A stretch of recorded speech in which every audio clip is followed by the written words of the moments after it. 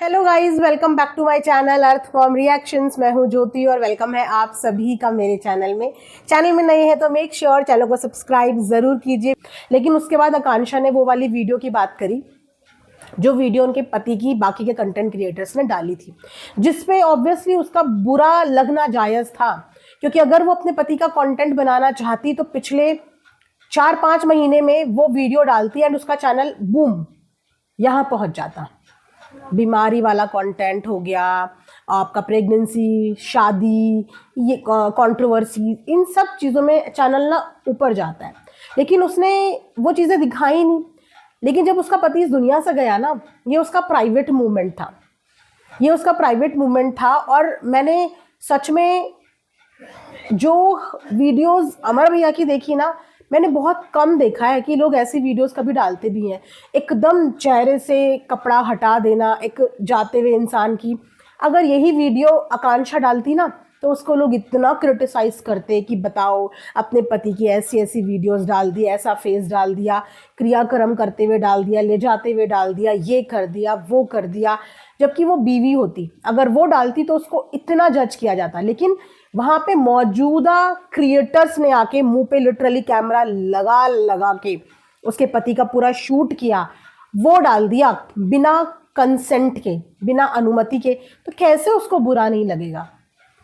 अगर उसे अपने पति का ये पूरा चेहरा, ये पूरी चीजें दिखानी होती तो वो 3 महीने में दिखा सकती थी ना खुद भी, और उसने 3 महीने में नहीं दिखाया। तो बुरा फील होता है, बहुत बुरा फील होता है, क्योंकि ये उसका अपना खुद का प्राइवेट मूवमेंट था। और इस मूवमेंट को कंटेंट क्रिएटर्स ने छापने में 1 सेकंड भी नहीं लगाया।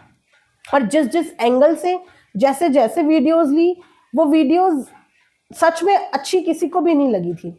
किसी को श्रद्धांजलि देने के लिए या आखिरी दर्शन कराने के लिए एक आधा वीडियो, एक आधा फोटो काफ़ी होता है। लेकिन वहाँ पे आए हुए लोगों ने ना बहुत गलत हरकत करी थी, बहुत गलत हरकत। उस चीज़ का उसे उस दिन भी बुरा लग गया था, क्योंकि शायद वो इस तरीके से चीज़ें नहीं दिखाना चाहती होगी, लिमिटेड तरीके से चीज़ें दिखाना चाहती होगी। उसके अलावा अपनी शादी के जवाब के लिए भी उसने यहाँ पे बताया कि शादी की चीज़ें जो है वो भी उनकी सास बैठ के यहाँ पे बताएंगी। लेकिन हमने वो चीज़ें देख ली थी कि शादी का फैसला ये आकांक्षा का नहीं था। ये शादी का फैसला उनके समाज के उन्हीं लोगों का था जिन समाज के लोगों ने हर टाइम पे अमर की फैमिली का साथ दिया है। जिस वक्त पे अमर ने आकांक्षा के साथ शादी करी थी ना, इस समाज ने आकांक्षा को बहुत खुशी से अपनाया था और उस समय पे भी इन दोनों की शादी को सपोर्ट किया था। और जब इतना बड़ा हादसा हुआ तो समाज ने आके अपना प्रस्ताव रखा, वो भी उनके कंसर्न में रखा। बस थोड़ी सी चीज़ें ये हो गई कि समय से पहले चीज़ें हो गई। लेकिन गाइज, हर किसी के ना रीति रिवाज अलग होते हैं, बहुत अलग अलग होते हैं। तो हम किसी के रीति रिवाजों को, किसी के नियमों को चैलेंज नहीं कर सकते। जैसे कि मैंने बोला कि हर गांव देहात के अपने अलग नियम कानून होते हैं, और जिस गांव में सरपंच, मुखिया, ये सब चीज़ें चलती है ना, वहाँ के लोगों को चाहकर भी ना चाहकर भी इन सब चीज़ों को फॉलो करना पड़ता है।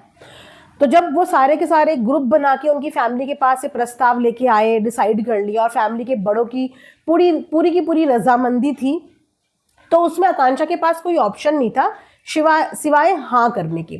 आकांक्षा मना करती, जेठ की कहीं और शादी हो जाती। बोलना बहुत आसान होता है कि अकेली औरत है तो रह नहीं सकती क्या, पढ़ी लिखी है? जी नहीं, वो अकेली औरत है और उसके साथ कोई मायका नहीं है। कल को जेठ की कहीं और शादी हो जाती, दूसरी कोई लड़की आती, क्या गारंटी है कि वो इतनी अंडरस्टैंडिंग वाली होती? क्या गारंटी है कि सास ससुर का प्यार जैसा आज है आकांक्षा के लिए वो जिंदगी भर सेम रहे? किसी चीज़ की कोई गारंटी नहीं होती।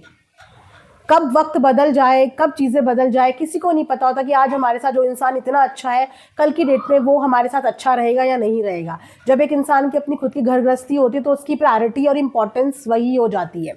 और शायद उस वक्त पे अगर ये डिसीजन नहीं लेती या वो हाँ नहीं बोलती तो कल को जाके बहुत कुछ अच्छा भी हो सकता था, पर बहुत कुछ गलत भी हो सकता था।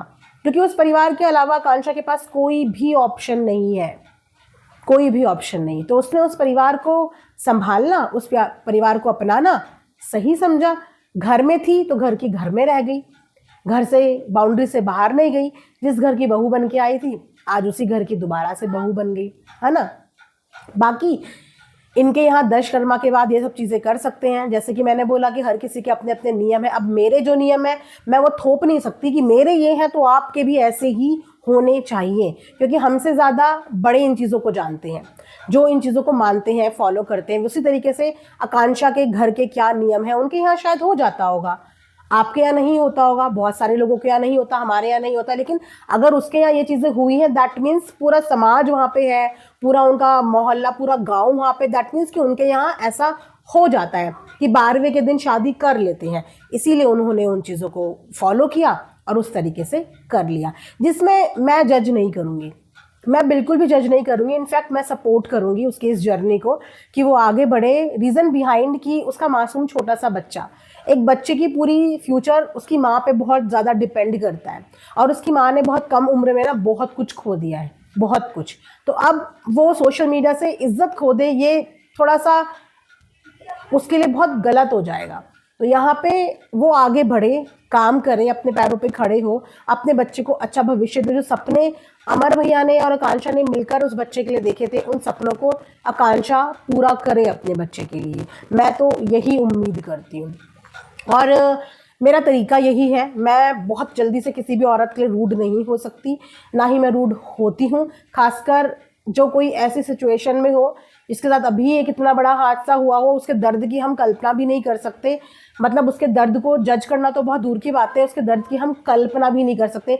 जाने अनजाने किसी के दिल को ठेस पहुंच जाए, वो भी भाई बर्दाश्त नहीं होता। किसी का एक आंसू अगर आंख में, वो भी इस तकलीफ में, जिस तकलीफ में वो अभी है, अगर हम रीज़न बन जाए किसी की आंख का इस वक्त में आंसू, तो वो आंसू मतलब मेरे लिए तो नहीं मैं ले सकती।